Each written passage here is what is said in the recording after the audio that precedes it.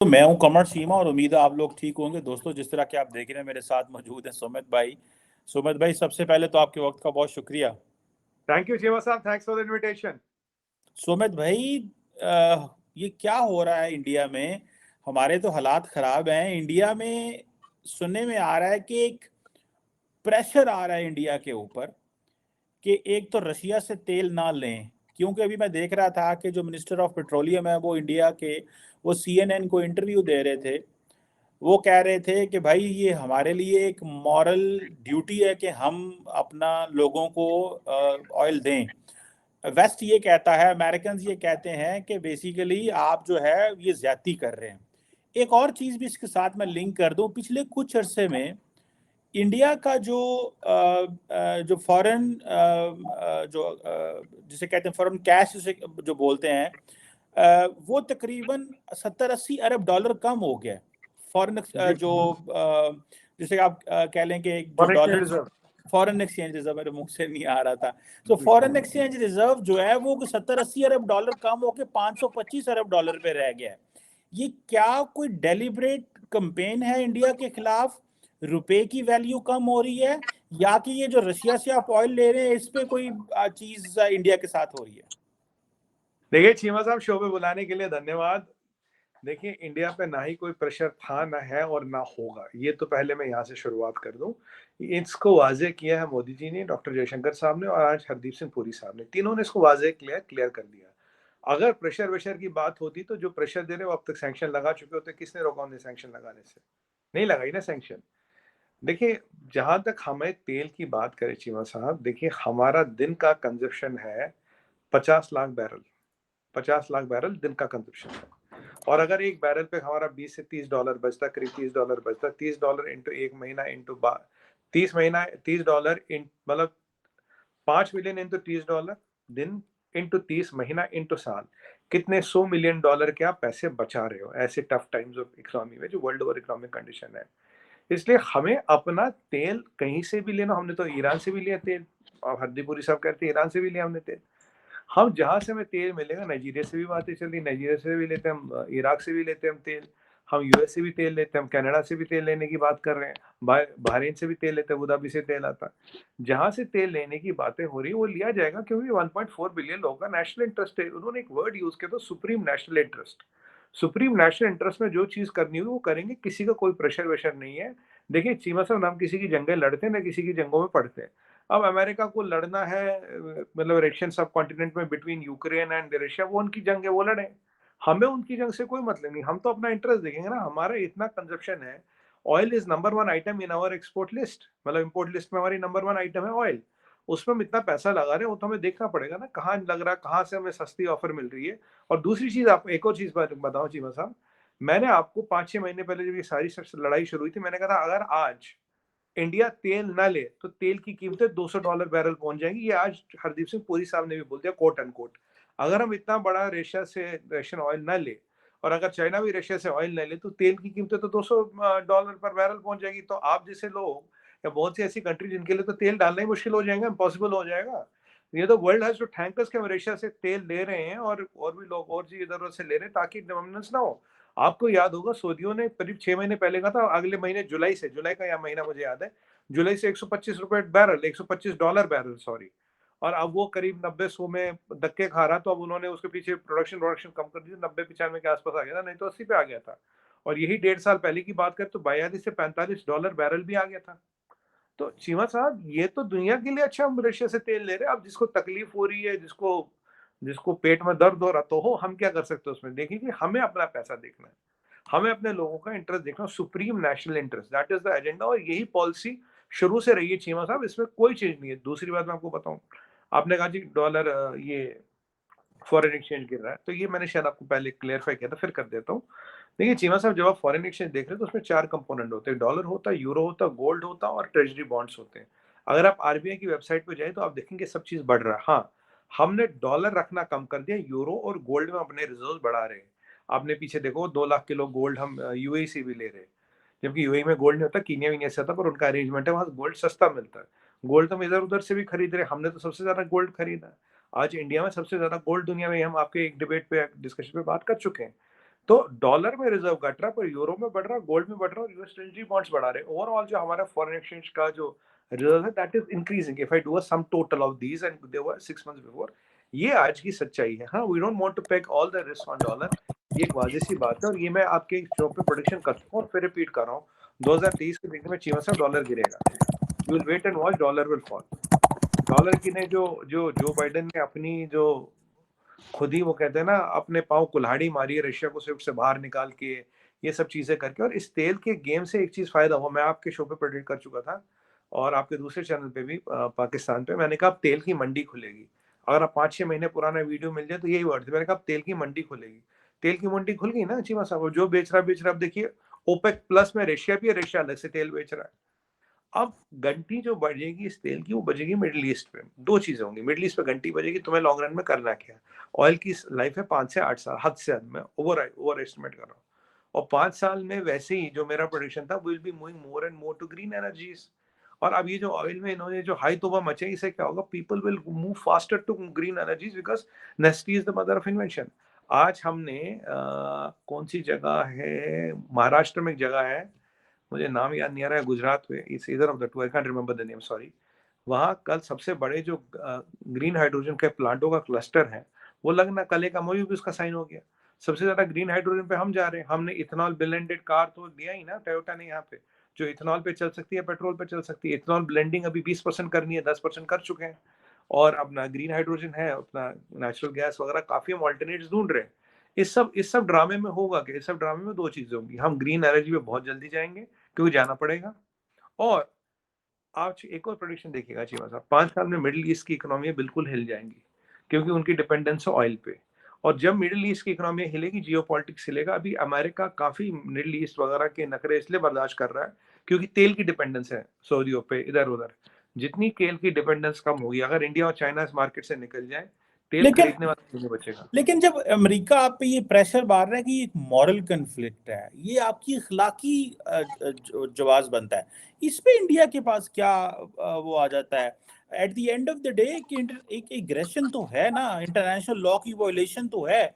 तो आप, क्योंकि फॉर इंस्टेंस आप भी बहुत सारे लोगों को जानते होंगे, मैं भी बहुत सारे लोगों को मिलता हूँ, वो बार बार एक ही चीज कह रहे हैं कि वो कह रहे हैं ये छोड़ दें, ये आप हमारे लिए कर रहे हैं। लेकिन आप ये तो सोचें कि आप एटलीस्ट इंसानियत के लिए करें कि देखें उन्होंने इंसानी हकूक की, जिस तरह एक मुल्क दूसरे मुल्क के ऊपर चढ़ दौड़ता है और आप जो है वो कहते हैं कि जी ठीक है मैंने इसकी इकोनॉमी को मजबूत करना है तेल लेके, तो या जो कम कीमत पे तेल लेके, क्योंकि उनका मकसद ये भी है कि आप कम कीमतों पे तेल ले रहे हैं, तो इसको आप फिर आप ये जो मॉरल एलिमेंट है इसको India doesn't give a value और इट गिव्स वैल्यू। देखिए चीमा साहब, हमारा सबसे पहला दायित्व और responsibility is our 1.34 billion people. हमारी कड़ी वहां शुरू होती है, वहां पे खत्म होती है। ऐसा ना हो ना घर में नहीं है दाने तो अम्मा चली बुलाने, उसका फायदा नहीं ना कुछ। पहले हम अपना इंटरेस्ट देखेंगे, अपना सुप्रीम नेशनल इंटरेस्ट देखेंगे। हम तो शुरू से कह रहे हैं ना, या तो हम वॉर सपोर्ट कर रहे हो या हम एक लोग का साइड ले रहे हैं। हमने तो शुरू से कहा पीस, आज भी पीस कह रहे हैं ना। हमने रशिया को सपोर्ट किया ना हमने यूक्रेन को सपोर्ट किया, ना हमने हथियार भेजा, ना बम भेजा, ना बारूद भेजा, ना सिपाही भेजा, ना बारूद भेजा, ना असला भेजा। और रशिया से हम तेल इसलिए खरीदे ही नहीं कि हम रशिया की इकोनॉमी को सपोर्ट करें, हम अपनी इकोनॉमी को सपोर्ट करें चीमा साहब। अगर हमें, मैं एक बार मोटा मोटा कर लेते हैं, मैं कैलकुलेटर निकालूंगा कि मैथमेटिक्स बड़ी 30 इंटू 5 लाख करता हूँ मैं,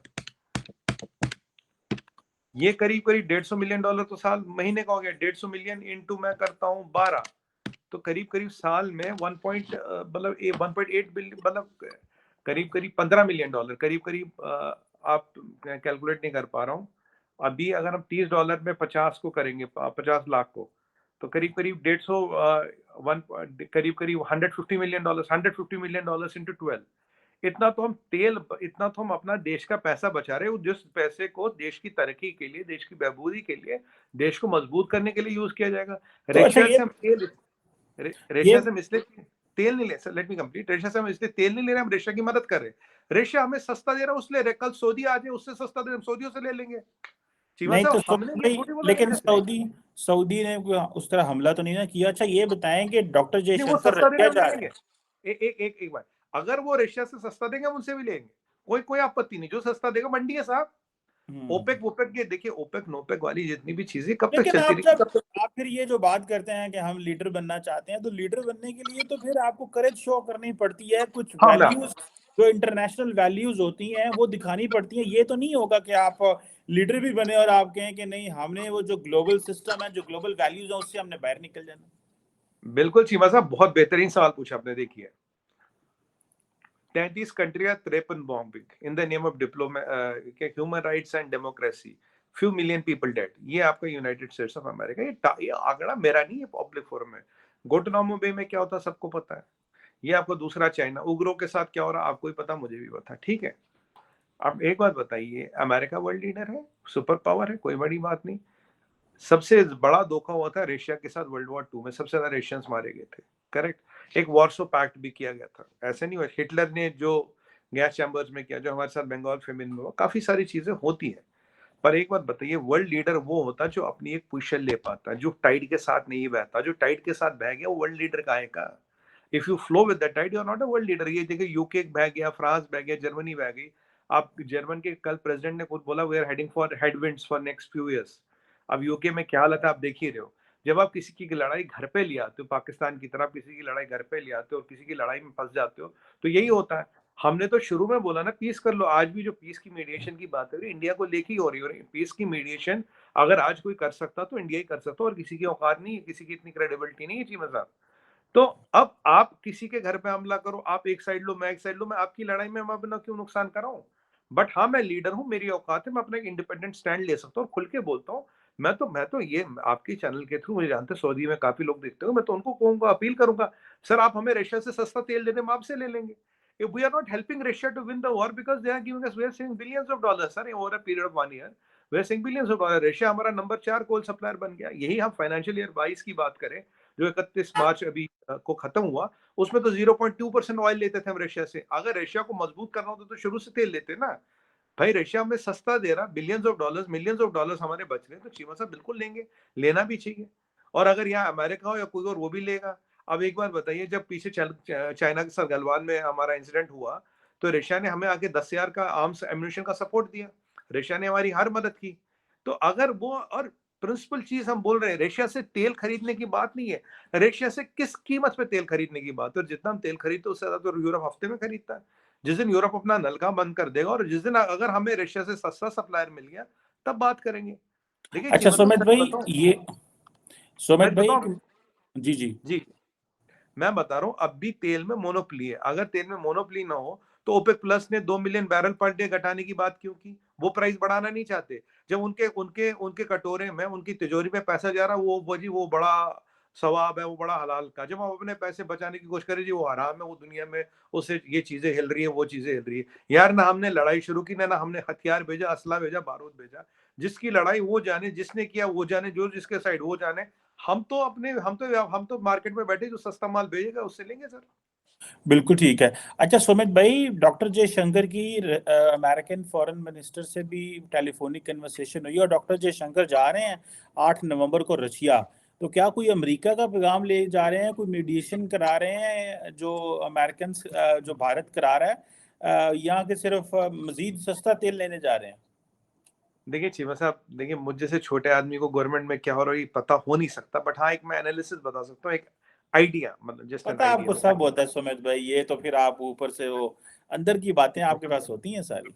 नहीं नहीं चीमा साहब, ऐसा कुछ नहीं है, मैं आपको एक एनालिसिस बताऊँ। देखिए, अभी डॉक्टर आफ्टर अभी राजनाथ सिंह जी की भी बात हुई, वहाँ के डिफेंस मिनिस्टर के साथ रशिया के बात हुई है।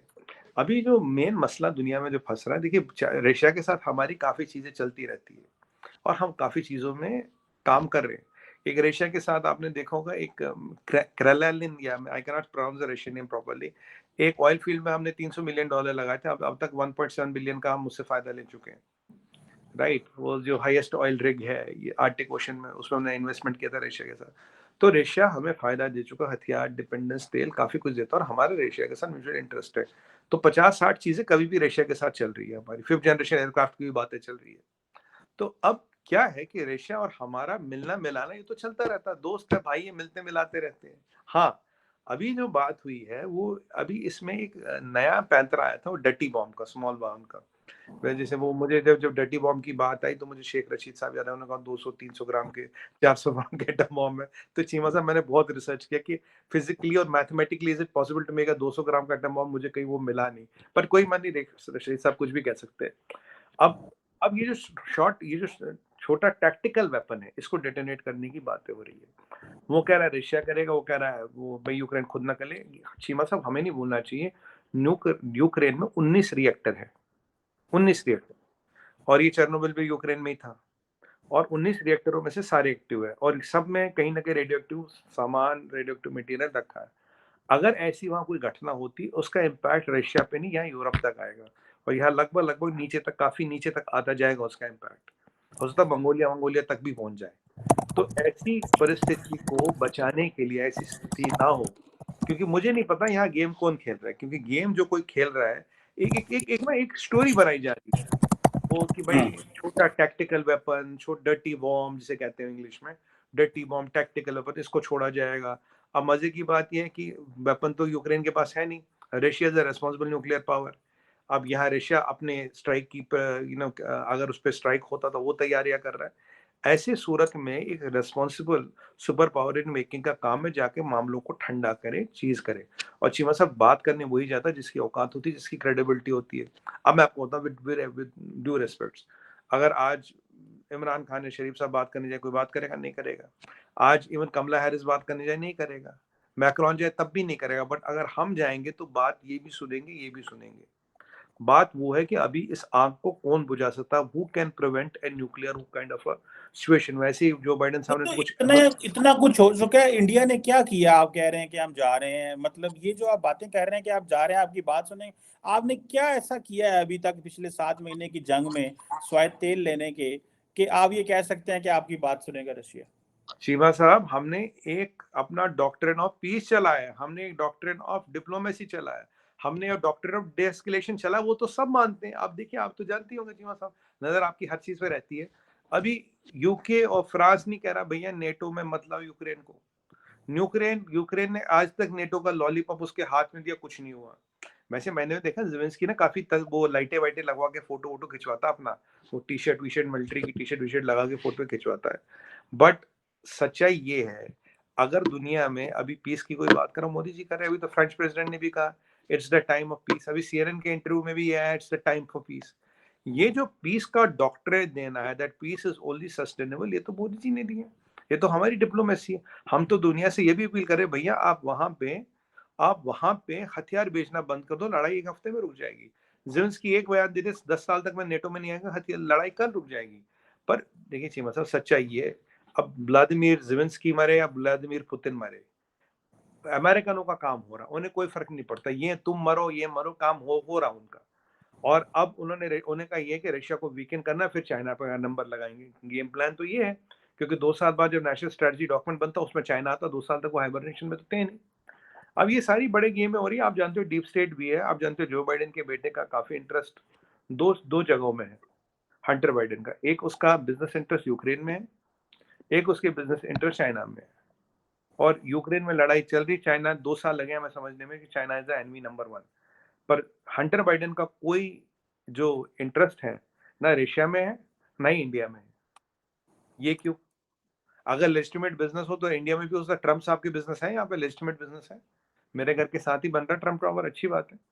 तो मतलब कहने की बात ये Cheema sahab, there is a concept called deep state also. अभी ट्विटर में आप जाएं, इधर जाएं, काफी चीजें दुनिया में हो रही जो लोग करा रहे हैं।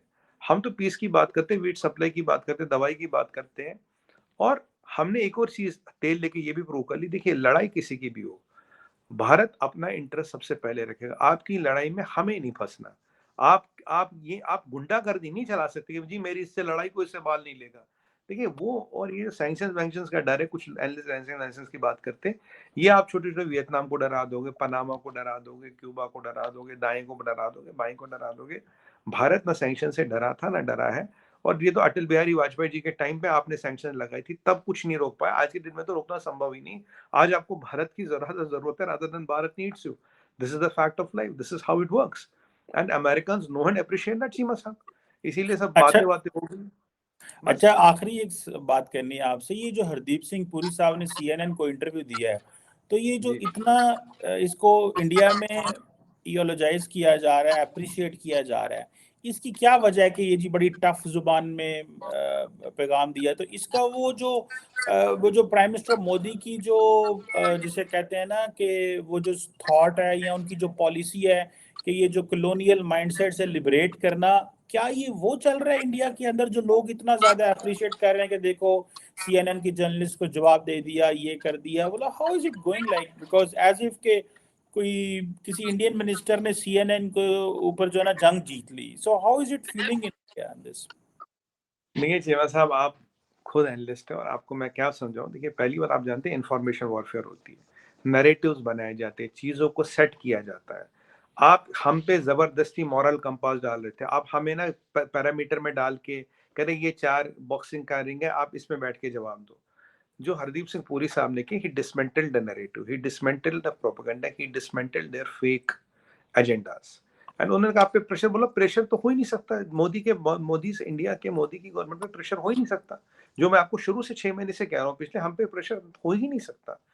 वो टाइम गया कि कोई अमेरिका या कोई फ्रांस, जर्मनी, कोई सोचे हम इन पे प्रेशर डलवा लेंगे, इनसे डिसीजन बदलवा लेंगे। चीमा साहब, जो सुपर पावर इन मेकिंग होता है, 2 चीज होती है, एक उस पर प्रेशर नहीं चलता और उसके आप मूव्स प्रोडिक्ट नहीं कर सकते। और हमें अपना इंटरेस्ट देखना है, हमें पहले अपना इंटरेस्ट देखना और देखना भी चाहिए। और जो हरदीप सिंह पुरी साहब ने कहा, he could have chosen to be diplomatically correct, he could have chosen to be talking in between the lines, but he spoke direct। बोला मोदी की गवर्नमेंट पे कोई प्रेशर कहीं से नहीं है। ये चीज CNN को बोलने का मतलब ये चीज हम अमेरिका को भी बोल रहे हैं, हम पे आपका कोई प्रेशर नहीं, और American agree to that, American will agree to that. तो ये जो एक एक इंडिया है आज का, मोदी का जो भारत है, वो जो खुल के बोलता है, मैं आपको पहले ही बोल चुका चीमा साहब, ना आंख उठा के बोलते, ना आंख झुका के बोलते, आंख में आंख मिला के बोलते हैं। और उसने बोला था, जब मैं I like to come again to give you an update on that. उसे क्या कर रहे हैं, यूनाइटेड स्टेट्स का प्रेशर, बोला मैं तो अभी यूनाइटेड स्टेट्स का, कौन सा प्रेशर है, यूनाइटेड स्टेट्स का कोई प्रेशर नहीं है। प्रेशर के चीमा साहब, नई हेलीकॉप्टर की भी डील हो रही, 3.2 बिलियन डॉलर से, जल्दी अनाउंस करेंगे। डीलें हो रही, काम हो रहे, बट हाँ उनको भी दुकान चलानी, वो भी कुछ कुछ बोलेंगे। आप जानते हैं मीडिया वालों को भी इंटरव्यू लेना होता है। और आपकी बार मीडिया वाले हमसे बड़े परेशान है। अगर हम ये थोड़ा इन बिटवीन द लाइन जवाब देते ना, उन्हें क्या होता है ना, उन्हें थोड़ा मसाला मिलता है, खींचते इसको, तलते, भूनते, पकाते। अब सीधी सीधी लाइन बोलते हैं, यार हम पे प्रेशर ही नहीं है जी। हम बोलते नहीं है, इधर उधर, अच्छा ये प्रेशर फ्री है, सीधा कोई प्रेशर ही नहीं जी, हम अपना काम करें, अब अपना काम करो। अब चीमा साहब, एक चीज मैं बोलूंगा आपको, देखिए, जब आदमी एक रुतबे पे पहुंच जाता है, एक स्टैचर पे पहुंच जाता है, काफी लोग होते हैं, उनका दिमाग तो ये मानता है, पर दिल है कि मानता नहीं है।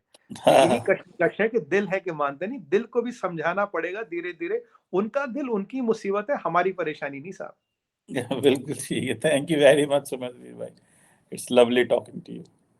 थैंक यू जी साहब, थैंक यू वेरी मच।